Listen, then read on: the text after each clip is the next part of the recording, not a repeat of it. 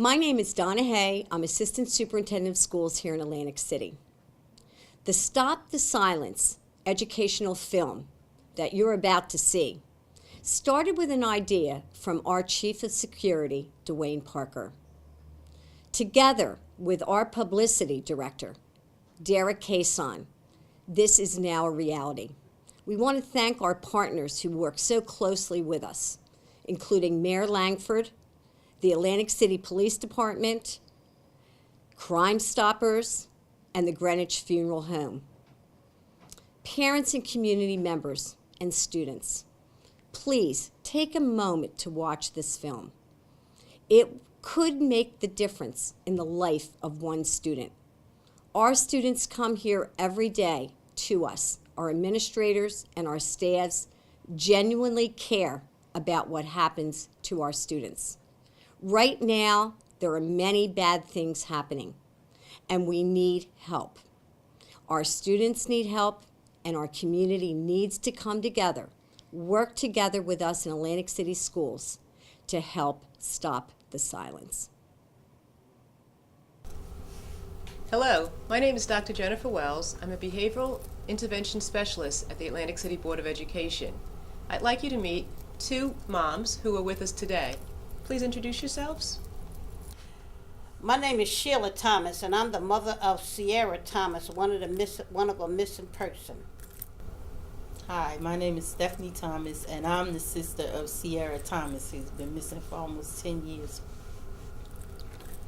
First and foremost, thank you for taking the time to talk with us today about your missing loved one. Maybe you could tell us a little bit about what happened. I'll start. I took her back Maryland one morning, and she wanted to talk to her youngest daughter's father, and they were standing outside the door talking, and I waited in the car for like a half an hour, and I got out the car, walked up to her, and told her that I'm going to leave her, and when she's ready to go, just call me. I'll come back and get her. I didn't hear anything else from her, the rest of that day. And the father, he called and asked me, did she get to my home yet? And I'm like, why would she come way to my home? At the time, I lived uptown, and she only lived right across the highway over Route 30, so she could have just walked right home. She lived in Culver Hall. I went back to her house that day, and two of her girlfriends were there, but they said that they hadn't seen her since I dropped her off, and she didn't come back to the house. And this the whole time he just kept playing this little cat and mouse game, so I don't know, like, from there what happened, and then I ended up reporting her missing, and nothing went on with this investigation, so we're just just been at a loss for the past few years. So it's been approximately 9 years since Sierra went missing at age 19. Yes. Ms. Thomas, can you tell us a little bit more? And no, except that I was kind of in shock when I heard that she was missing, because you just never know how something like this feels. And I never, in my wildest imagination, would have ever thought that something like this would come to my door. You hear it in the other neighborhoods, but you never think that it would happen to you. And I was just gone. And you've also had to help to care for her 2-year-old child, her then 2-year-old child. How has that been for she you? was 4 then. She's now be 14. But it's been hard, but she's happy. She gets by. Okay. Are there things that would have been helpful in the investigation regarding the way the community either came together or did not come together? That's just the whole thing. They didn't, and even when the detective was on the case, he didn't do anything. Like, I used to be a security guard. It was right around the same time that my sister turned up missing. A young teenage Indian girl turned up missing too, and they had a bolo of this young lady sitting at my post. So I'm reading this thing and I'm, saying, wow, like this, and it's Atlantic City Detective's name on the bottom of this bolo. Okay, well, we had one, but this guy didn't make a poster. He didn't do anything. So I ended up making a graph of that young lady's bolo and then doing my own, which this is the one I did. And I went to a city council meeting like 5 months later. Well, that was the only reason why she even made the newspaper from there. What about your neighbors? What about your other members of the community? Well, we ran up and down the street, all my children, trying to get information on what happened. And it seems that nobody knows nothing. But then when you go back to Maryland, you hear people saying, they know what happened, they know what happened. Oh, you hear all kind of stuff. But the streets talk, and they know. Why do you think that people don't come forward with information? Because it could very well be their family member the next time. Yeah, exactly. This code of silence that's out there, I have a problem with when people come and tell me different stories about her. Well, then you don't need to tell them to me. You need to tell them to the police. It doesn't all make sense. And there have been people who come and talk, but then when you give their name to the detective and they go to talk to him, all of a sudden they don't want to talk. So I'm just, well, what did you come and tell me for if you didn't want it to be known?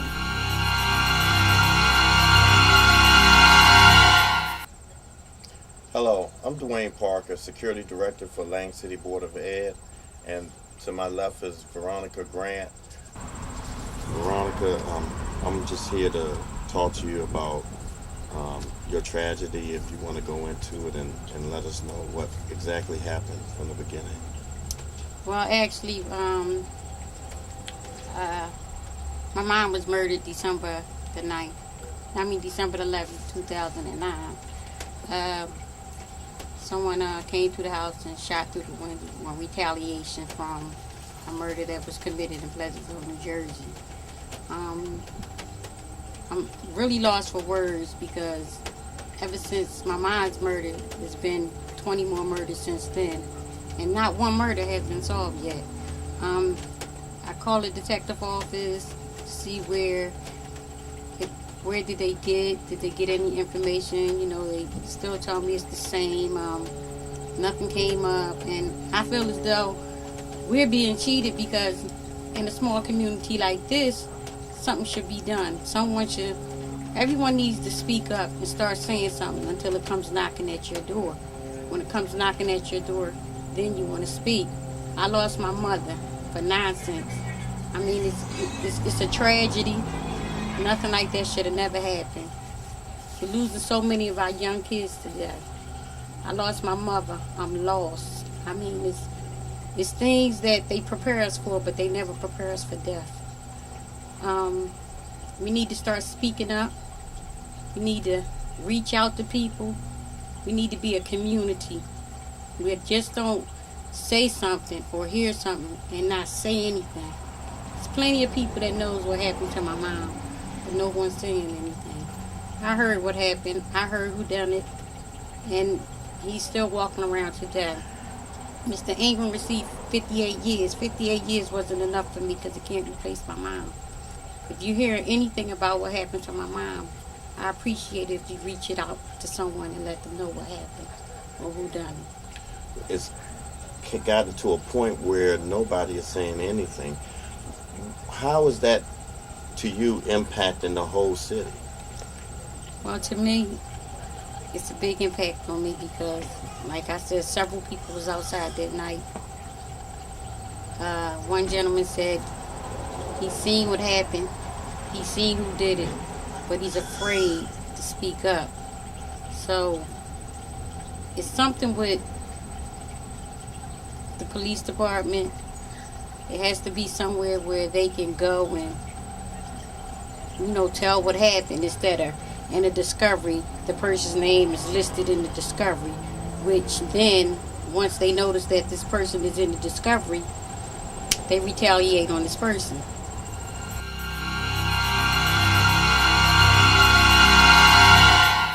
Hello, my name is Ernest Jubilee. I'm the commander of the Atlantic City Police Department.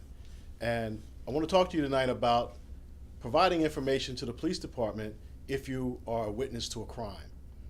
Recently, we've been experiencing a reduction in the number of people who feel comfortable talking to the police department after they've witnessed a crime. And I want to encourage you to reach out to us. Talk to us about a crime that you've seen, because it's important for our community. And the police department cannot do anything without the help of the public. We need the public to talk to us, to tell us about what they saw, and we're willing to take your information anonymously if that's the way you need to do that.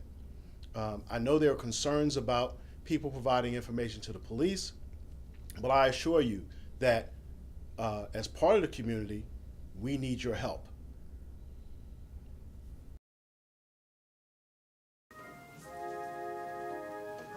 It is truly a tragedy when a life is taken in such a tragic way. It is truly a tragedy when a bullet with no name, no true destination takes out a life. But there is a truer tragedy today, and it is the tragedy of silence. Wow. Because someone in this room knows the perpetrator of this crime. That's right. Someone in this room, their silence is snuffing out justice. But I'm here to tell you today, if I, as the preacher, have heard the rumors around town, someone in here knows. The measure of the righteousness of humankind cannot be measured when everything is going right, when there's money in your pocket and food on your table. But the true measure of the righteousness of humankind is when everything is wrong and you stand up and do what's right. It's time to stop the silence. Come forward. We'll now turn it over into the hands of the funeral home. This is why I brought you here. We're losing our young people way too young. I don't want this to be you. I don't want this to happen to you.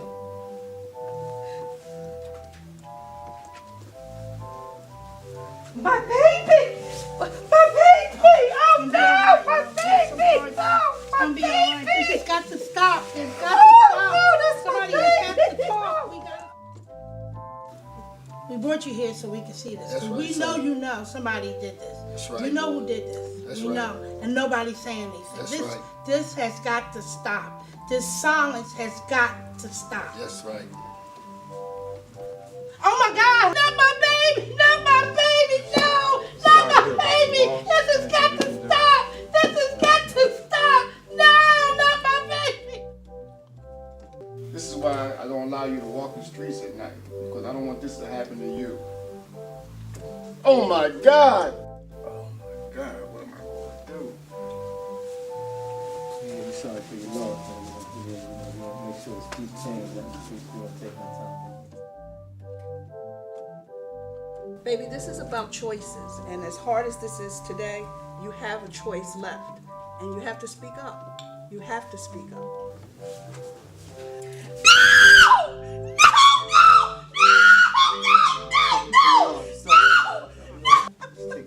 Sorry to hear about your loss, man. We gotta start speaking up and talking to let people know what's going on out here.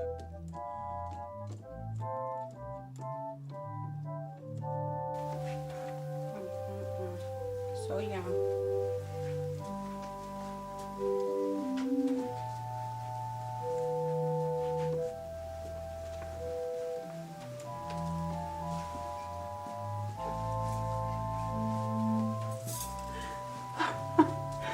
I lost my baby.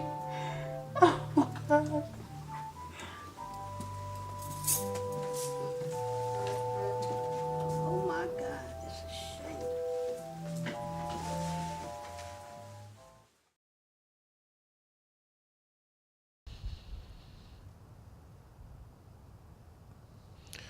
Hello, I'm Dwayne Parker, Security Director for Lang City Board of Education.